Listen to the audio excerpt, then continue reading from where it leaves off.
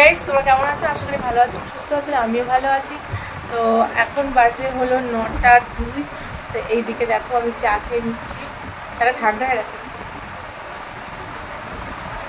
যদিও ঠান্ডা চা খেতে পছন্দ করি।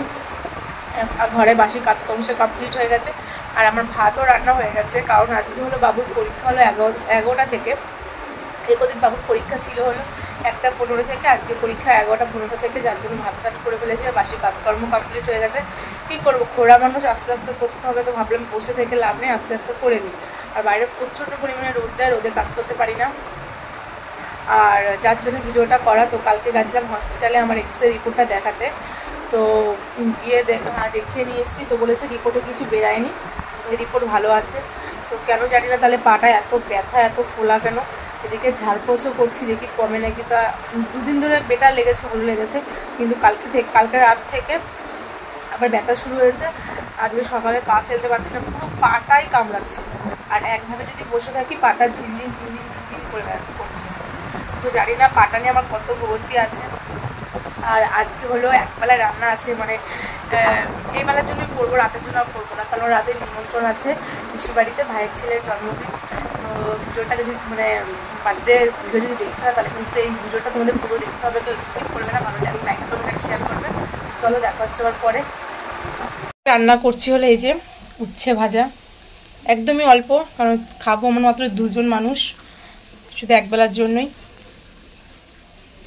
আর এদিকে ডিমের ঝোল করবো, তার জন্য দেখো এখানে আদা রসুন পেঁয়াজ ডিম টিম সব কিছু ছুলে নিয়েছি। আর এই যে এখানে আলুও কেটে নিয়েছি। তো চলো রান্না হোক, আবার কথা হচ্ছে। তো গাইস, স্নান টান করে পুজো টুজো দিয়ে এখন একটু শুয়েছি, কারণ এখন বাজে হলো 12টা।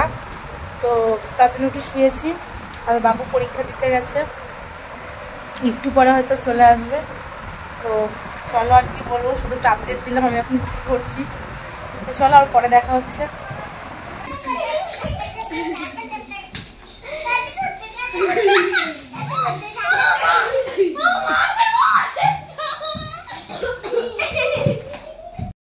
তো গাইস, খাওয়া দাওয়া করে এসে ঠাম্মা বাড়ি এসেছিলাম ঘুমানোর জন্য। তো ঘুমোবো কি, দেখো 3 ভাইয়ের অত্যাচার আর কি ঘুমানো যায়? সব হয়েছে সমবয়সী, আমারটা এখানে তিনটা, আর ঘুমানো যায় বলো? তো যাই হোক, ঘুম টুপ দিয়ে এসে বাড়ি চলে এসেছি। দেখো এদিকে বাড়িতে এসে সন্ধ্যাবেলায় এসে জামা প্যান্টগুলো ভাঁজ করে নিচ্ছি, কারণ আমি এগুলো সব দুপুরেই তুলে রেখে গেছিলাম, কিন্তু ভাঁজ করিনি। তো এসে এখন ভাঁজ টাজ করছি। তো এদিকে আমি দেখাচ্ছিলাম যে দেখো এই যে নীল পুজোর দিন পরেছিলাম সেই শাড়িটাও যে ঠিক করে গুছিয়ে আমার শোকেসে রাখবো, তারও কোনো উপায় ছিল না, কারণ শরীরটা খারাপ দেখে কিছুই ভালো লাগছিল না, যার জন্য। তো যাই হোক, এবার জামা প্যান্টটা গুছিয়ে নেবো, তারপরে রেডি হয়ে নেবো। তো বাবুকে বলছি রাখ হয়ে গেছে, টাটা টাটা। হে গাইস, তো আমি রেডি হয়ে গেছি, দেখতে পাচ্ছ। তো বাবু আর আমার শ্বশুরমশাই চলে গেছে, এখন আমি আমার বর যাচ্ছি। তো ঘরোয়া আয়োজন পাশেই, এই যে একটা ছাপা শাড়ি পরে নিয়েছি। তো প্রচণ্ড পরিমাণে গরম লাগছে, জানি না কতক্ষণ থাকবো, খেয়ে দিয়ে চলে আসবো। তো চলো যাওয়া যাক, ওখানে গিয়ে কথা হচ্ছে। আর তোমাকে বার্থডে বয়কে তোমার সবাইকে দেখাচ্ছি।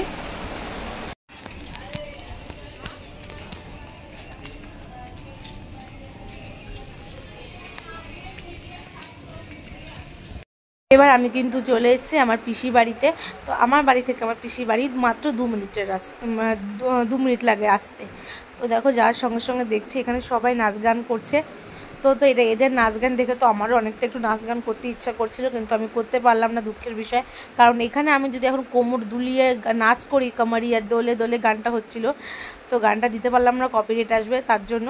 তো তাহলে বলবে যে তুমি কাজের সময় কাজ করতে পারো, নাচের সময় নাচ করতে পারবো, কিন্তু কি মনটা খুব ইচ্ছা করছিল যে একটু কোমরটা দোলাই। তো যাই হোক, এই মোটু কোমর আর দুলিয়ে তোমাদেরকে লজ্জা দিলাম না।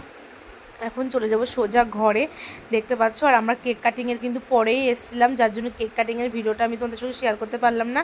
আর এই যে হলো আমাদের বার্থডে বয়, তো এটা হলো আমার ভাইয়ের ছেলে, তো এরই আজকে জন্মদিন ছিল, তো দেখতে পাচ্ছ। আর এই যে হলো মানে বার্থডে বয়ের দাদা হয়। তো আমি একটু এখানে কোলে নিচ্ছিলাম ওকে, ওই জন্য আমার কোলে আসে না, কিন্তু এই যে কিন্তু আমার কোলে আসলো, আমাকে দেখে খুব ভয় পায়, মানে আমি সম্পর্কর পিসি হই। তো যাই হোক, চলো এবার দেখাচ্ছি হলো এই যে এটা হলো বার্থডে বয়ের পিসি, মানে আমার পিসির মেয়ে, ওর পিসি। তো এটা হলো আমার বনু সম্পর্কে পিসির মেয়ে। দেখতে পাচ্ছ বোন এখন রান্না করছে, কারণ অনেকেই রাইস খাবে না, ভাত খাবে, সে ভাত রান্না করছে। আর এদিকে এটা হলো আমার ভাইয়ের বউ, মানে বার্থডে বউয়ের মা, দেখতে পাচ্ছ। আর এই যে তোমার বোন। তো আবার চলে আসলাম বাইরে, এরা সবাই নাচা গানা করছে, কি করব ঘরে থেকে। পাশে সবাই খাওয়া দাওয়া করছিল, একটু খাওয়া দাওয়া করতে দেরি করছিলাম আমরা, তার জন্য সবাই নাচ করছে, আমাকেও বলেছে কিন্তু নাচ করিনি।